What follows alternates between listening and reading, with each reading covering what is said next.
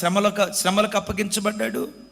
యోబును గూర్చి వాక్యం అంటుంది, యథార్థవర్తనుడు, న్యాయవంతుడు, దేవుని యందు భయభక్తులు కలిగి చెడుతనమును విసర్జించిన వాడు. ఈ సాక్ష్యం ఇచ్చింది సాక్షాత్తు దేవుడు. ఏమండి, దేవుని దగ్గర సాక్ష్యం పొందటం అంటే అది సాధారణమైన విషయం కాదు కదా. దేవుడే సాక్ష్యం ఇచ్చాడు. అతడు యథార్థవంతుడు, న్యాయవంతుడు, దేవుని యందు భయభక్తులు కలిగి, అట్ దట్ సేమ్ టైం ప్రతి అరుణోదయమున లేచి 7 దహన బలులు అర్పించేవాడు. నా వైపు చూడండి. ఒక వ్యక్తి నుంచి దేవుడు ఇంతకు మించిన భక్తి జీవితం ఏవైనా ఆశిస్తాడా? నోరు తెచ్చి చెప్పండి. మరి ఇవన్నీ యోబులో ఉన్నాయా లేవా? ఇవన్నీ ఉన్నా ఎంటర్ ద డ్రాగన్ అన్నట్లుగా సమస్యలు అడుగుపెట్టాడు యోబు. సింహాల బోనులో అడుగుపెట్టాడు దానియేలు.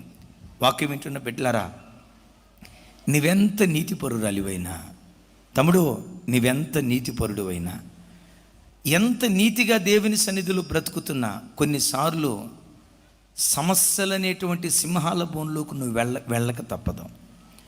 సమస్యలనే సింహాల బోన్లోకి దానియేలు వెళ్ళేటప్పుడు నా వైపు చూడండి. భయపడతా వెళ్ళాడా, ధైర్యంగా వెళ్ళాడా? అందరు నా వైపు చూడండి. ఆ సింహాలు దానియేలును తిన్నాయా లేదా? ఆ సింహాలు దానియేలుని తిన్నాయా లేదా? నా వైపు చూడండి. ఎందుకు దానియేలుని సింహాలు తినలేకపోయాయి? ఎందుకో చెప్పమంటారా?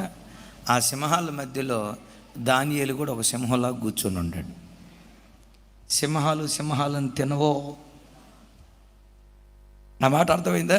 సింహాలను చెప్పాలి. సింహాలు ఒకవేళ ఆ సింహాల బోన్లోకి జింకపిల్లని ఇసిరేసామనుకోండి, ఇసిరేయక మునిపే అయిపోయేది. లేడి పిల్లని ఇసిరేస్తే, కుందేలుని ఇసిరేస్తే మొత్తానికి క్యాచ్ పట్టుకొని అక్కడ అసలు నేల మీద పడక మునిపే కుందేలు లోపలికి వెళ్ళేది. దానియేలు సింహాలను ఎందుకు తినలేదో తెలుసా? సింహాల బోనులోకి దానియేలు ఒక సింహంలాగా అడుగుపెట్టాడు.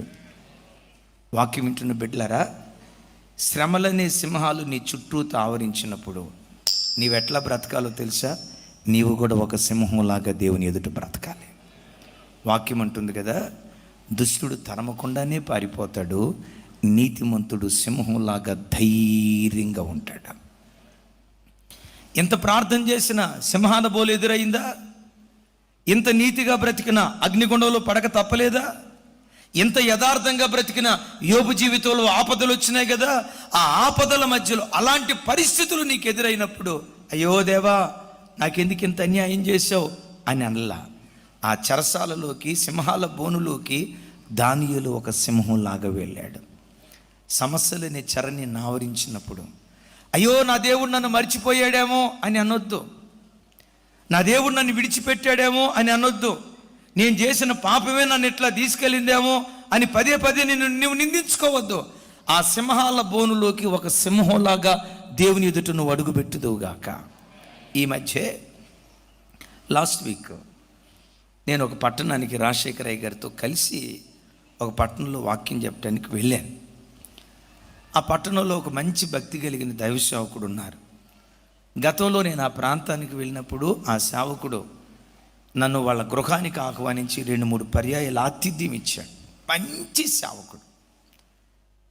ఆ ప్రాంతంలో ఆయన పేరు చెప్తే ఎవరిని అడిగినా, అమ్మో ఆయన చాలా మంచి సేవకుడు అండి, ఆ దైవజనురాలు చాలా భక్తి కలిగిందండి, ఇదే సాక్ష్యం.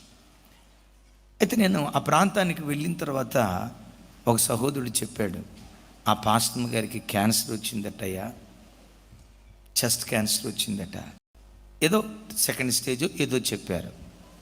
నాకు ఆ మాట వినటంతో బాధ అనిపించి, మంచి సేవకుడు కదా, ఓకే, నీతిమంతులు కలుగు ఆపదలు అనేకమని బైబిల్లో రాసి ఉంది, ఓకే దేవుడు అనుమతించి ఉండొచ్చు, వెళ్ళి ప్రార్థన చేద్దాం, 4 ఆదరణ మాటలు చెప్దాం, 4 ఓదార్పు మాటలు చెప్దాం. దేవా ఏ వాక్యం చేత నన్ను ఆదరించే మాటలు నా నోటుంచు ప్రభువా అని ప్రార్థన చేసుకుని వెళ్ళాను. నేను ఆ ఇంట్లోకి వెళ్తే ఆ పాస్టర్ గారికి కీమో అయిపోయి ఆ తల మీద ఉన్న వెంట్రుకలన్నీ ఊడిపోయి నెత్తి మీద టోపీ పెట్టుకొని ఉంది ఆ పాస్టర్ గారు ఉన్నారు. నేను ఆ ఇంట్లోకి వెళ్తే ఎంత సంతోషంగా ఉన్నారో అంత సంతోషంగా మాట్లాడుతున్నారు. ఎంతకీ క్యాన్సర్ వ్యాధి ఎవరికి వచ్చిందో నాకు అర్థం కావట్లా. వాళ్ళ ముఖంలో ఎంత దుఃఖమైనా ఎంత బాధైనా లేశమైనా కనపడాలి. ఆయన ఇట్లా ఊగే చైర్లో కూర్చున్నాడు, మంచి అజానుబాహుడు. ఆయన జుట్టు ఉంది కదా, ఆయన జుట్టు కూర్చి చెప్పి, అబ్బా ఉంగరాల జుట్టు, పరమగీతాల్లో రాసి ఉంటుంది కదా, మంచి ఉంగరాల జుట్టు. ఆయన చూసి మాట్లాడుతూ ఉంటే ఆయన నా వైపు చూసి ఏమన్నాడు తెలుసా? ఈ క్యాన్సర్ వ్యాధి దేవుడు అనుమతించాడు. ఏ దేవుడు అనుమతించాడో ఆ దేవుడే బాగు చేస్తాడు అన్న నిశ్చయిత మాకుంది. ఎందుకో తెలుసా? మరణము నుండి తప్పించుట యెహోవా వశం. నేను ఆదరిద్దామని నన్ను వెళ్తే ఆయన నన్ను ఆదరించడం ప్రారంభించాడు. ఎంతకు రోగం ఎవరికో నాకు అర్థం కాల. ఆయన అంటాడు, దానిలో నుంచి తప్పించడానికి దేవుడు సమర్థుడు. అయ్యా నా భార్యకు వచ్చిన ఈ క్యాన్సర్ వ్యాధిని బట్టి మనస్సులో కూడా ఎంత కలవరం లేదు, నిండు కొండలాగున్నాం. దేవా ఇట్లా ఎందుకు చేసేవన్న ఒక చిన్న మాట కూడా మేము అడగలేదు. చెప్తున్నాడు, నిశ్చయంగా దేవుడు ఆయుష్ ఇస్తాడు, ఆరోగ్యం ఇస్తాడు, బాగు చేస్తాడు. మరలా నా భార్య నేను కలిసి దేవుని సేవ చేస్తాం. ఒకవేళ బ్రతికించడం దేవుని చిత్తం కాదనుకో, ప్రభు దగ్గరికి వెళ్ళిద్ది. ఎక్కడున్నా దేవుని సేవ చేయటమే, అక్కడికి వెళ్ళినా దేవుని సేవ చేయటమే. రేపు నేను చనిపోతాను, చనిపోయిన తర్వాత ప్రభు దగ్గరికి వెళ్తాను. అక్కడ కూడా నేను నా భార్య ఇద్దరం కలిసి ప్రభువుని ఆరాధిస్తామయ్యా, ఎక్కడున్నా మాకు సేవే కదయ్యా అన్నాడు. అయ్యా ఎంతకి క్యాన్సర్ వ్యాధి వచ్చింది ఎవరికి? నేను ఆయనతో ఏమన్నాను తెలుసా? నీతిమంతులు సింహంలాగా ధైర్యంగా ఉంటారు అన్న మాట బైబిల్లో చదివే కానీ అది మీ ముఖంలో నేను చూస్తున్నానయ్యా, మీ ముఖంలో నేను చూస్తున్నానయ్యా.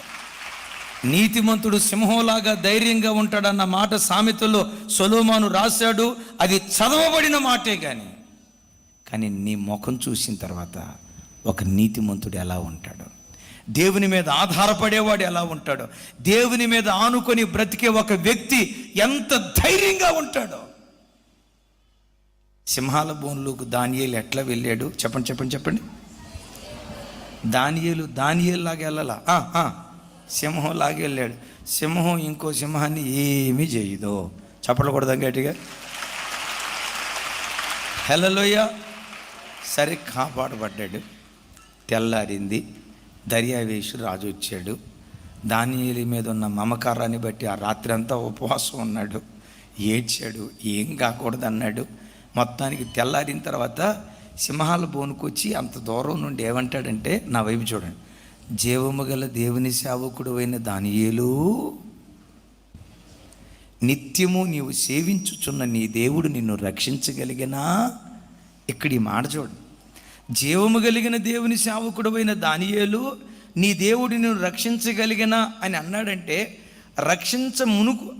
రక్షించిన తర్వాత అన్నాడా, రక్షించాడో లేదో కన్ఫ్యూజన్లో ఉన్నప్పుడు అన్నాడా?